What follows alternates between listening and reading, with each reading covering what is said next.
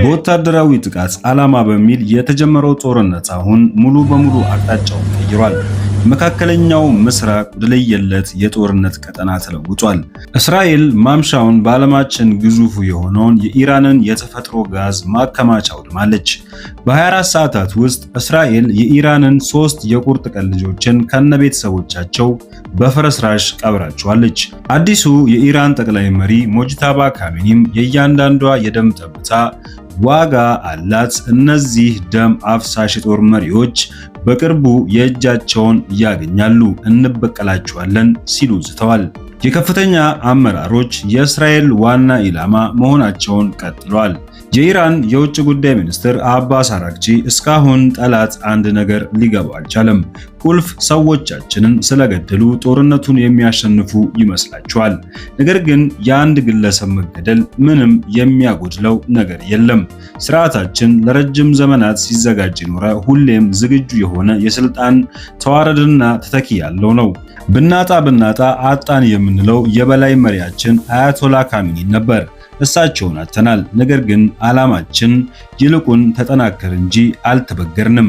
እኔ የውጭ ጉዳይ ሚኒስትሩ ዛሬ ብገደል ከኢራን የሚጎድል ነገር የለም፣ ወዲያው በበሳል አመራር ተካለው ሲሉ የምንም አይነት የበላይ አመራሮች መገደል ኢራንን እንደማያንበረክክ በድፍረት ተናገሩ። አያቶላ አሊ ካሚኒና ቤተሰቦቻቸውን በመግደል የተጀመረው ጦርነት ወደ ከፋ ዓለም አቀፍ ጦርነት ተሸጋግሮም የዓለም ጉሮሮ ታንቆ ተይዟል።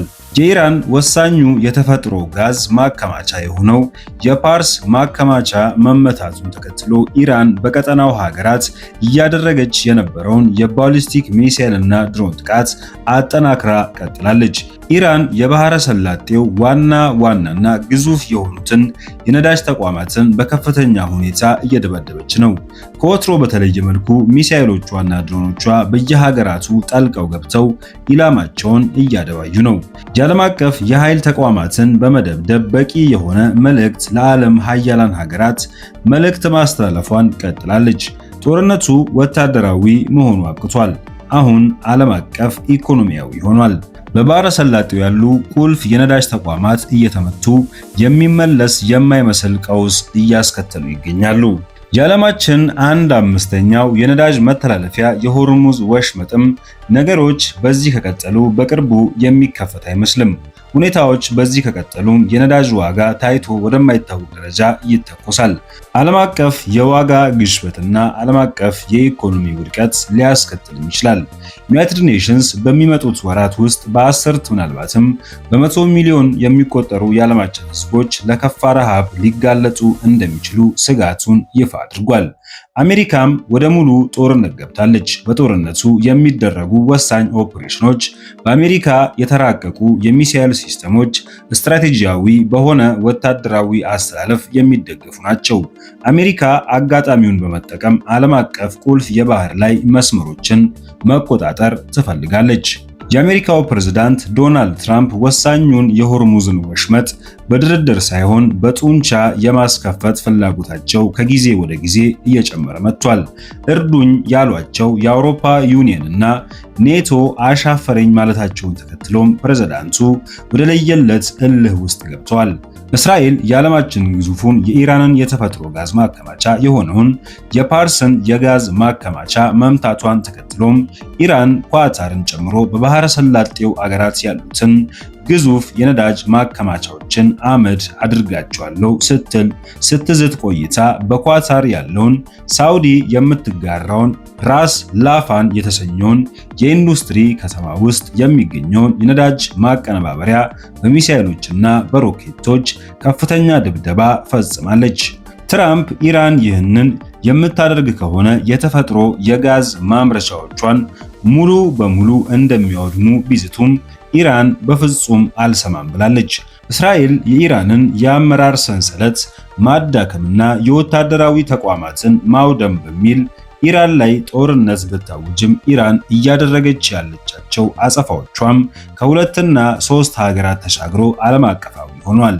በአንድ በኩል እስራኤል የኢራን እስላማዊ አገዛዝ እንዲያበቃና የኢራን ወታደራዊ አቅም ሙሉ በሙሉ እንዲወድም ስትፈልግ፣ ኢራን ዋና የዓለማችን የነዳጅ መስመር የሆኑትን መስመሮችን የምትቆጣጠራቸውን መስመሮችን አሜሪካ አጋጣሚውን በመጠቀም መቆጣጠር ትፈልጋለች። ኢራን ደግሞ ሁለቱም በፍጹም አይደረግም ስትል ያለ ኃይሏን ሁሉ አሟጣ እየተፋለመች ትገኛለች። አሁን ባገኘነው መረጃ መሰረት ኢራን በኩዌት እና ሳውዲ አረቢያ በሚገኙ እጅግ ግዙፍ በሆኑ የነዳጅ ማጣሪያ ተቋማት ላይ የሚሳኤልና የድሮን ድብደባ ፈጽማለች። በኩዌት የሚገኙት የነዳጅ ማጣሪያዎች የድሮን ድብደባ ደርሶባቸዋል። የመጀመሪያው ድሮን ሚና አልአህማዲ የሚሰኘው ይህ የነዳጅ ማጣሪያም በመካከለኛው ምስራቅ ከሚገኙት እጅግ ግዙፍ የነዳጅ ማጣሪያዎች መካከል ዋነኛው ሲሆን በቀን እስከ 730,000 በርሜል ነዳጅ በቀን ውስጥ ያመርታል። ሁለተኛው ድሮን ሚና አብደላ የተሰኘውን ማጣሪያ የመታ ሲሆን ይህም ማጣሪያ እስከ 454,000 በርሜል ነዳጅ በቀን ውስጥ ያመርታል። በተጨማሪም ኢራን በሳውዲ የሚገኘውንና በያምቡ የሚገኘውን የሳውዲ አራምኮን ሳሬ ግዙፉን የነዳጅ ማጣሪያ ደብድባለች። ያምቡና ፉጃይራ ኢራን የሆርሙዝን ወሽመጥ ከዘጋች በኋላም የቀሩት ሁለት ብቸኞቹ የኤክስፖርት ምንጮች ነበሩ። ፉጃይራ ተደጋጋሚ ጥቃት ከደረሰበት በኋላም ለጊዜ አገልግሎት ያቆመ ሲሆን አንዱ ቀርቶ የነበረው ያምቡም ሊመታ ችሏል። ኢራን ያደረገቻቸው እነዚህ የነዳጅ ማጣሪያ ድብደባዎች እስራኤል በስተደቡብ የሚገኘውን የፓር የጋዝ ማቀነባበሪያዋን ከደበደበች በኋላ ያጸፋ ምላሽ በሚል ነው። በመካከለኛው ምስራቅ የሚካሄደው ጦርነት ወደ አዲስ ምዕራፍ ሊሸጋገር ይችላል የሚል ስጋት የገባው የአሜሪካው ፕሬዝዳንት ትራምፕ አስተዳደር በሺዎች የሚቆጠሩ ወታደሮችን በማሰማራት ዘመቻውን ለማጠናከር እያሰበ መሆኑን ሮይተርስ ዘግቧል። የዜና ወኪሉ አንድ ባለስልጣንና 3 ምንጮቹን ጠቅሶ ያወጣው ዘገባ እንደሚያሳየው አሜሪካ በኢራን ላይ እያካሄደች ያለው ጦርነት 3ኛ ሳምንት እየተገባደደ ባለበት በአሁኑ ጊዜም አዲስ የሚሰማሩት ወታደሮች አሜሪካ ለምትወስደው እርምጃ ተጨማሪ አማራጮችን ሊሰጣት ይችላል።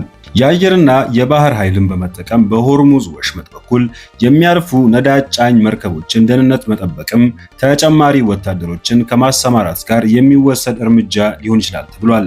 ሮይተርስ ያነጋገራቸው ምንጮች እንዳሉት የሆርሙዝ ሰርጥ መተላለፊያን የመጠበቁ ጉዳይ በኢራን የባህር ዳርቻዎች ላይ ጭምር የአሜሪካ ኃይሎችን ማሰማራትን ሊጨምር ይችላል።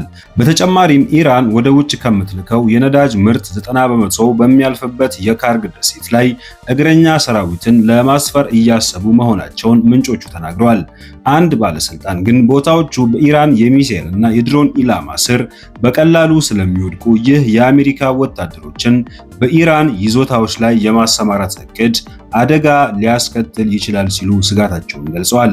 ኢራን ጥቃት መፈጸሟን የምትቀጥል ከሆነም ለኢራን ከፍተኛ የነዳጅ ገቢ የሚያስገኘውን የካርጅ ደሴትን እንደሚያወድሙ ፕሬዝዳንት ትራምፕ አስጠንቅቀዋል። ባለፈው ሳምንት ማብቂያ ላይ አሜሪካ በወታደራዊ ኢላማዎች ላይ ጥቃት የፈጸመችበት ካርጅ ደሴት ወሳኝ የነዳጅ መሰረተ ልማቶችን የያዘ በመሆኑም ከማውደም ይልቅ በቁጥጥር ስር ማዋል የተሻለው አማራጭ እንደሆነ ወታደራዊ ባለሙያዎች ይመክራሉ። ትራምፕ በምርጫ ቅስቀሳቸው ወቅት በመካከለኛው ምስራቅ ግጭት ውስጥ እንደማይሳተፉ የገቡትን ቃል በማጠፋቸው በኢራን ላይ ለከፈቱት ጥቃት ከአሜሪካውያን ያገኙት ድጋፍ ዝቅተኛ ነው። በመሆኑም ወታደሮችን ወደ ኢራን የሚያሰማሩ ከሆነ ፕሬዝዳንቱ በአገር ውስጥ ከፍተኛ ፖለቲካዊ አደጋ ይገጥማቸዋል።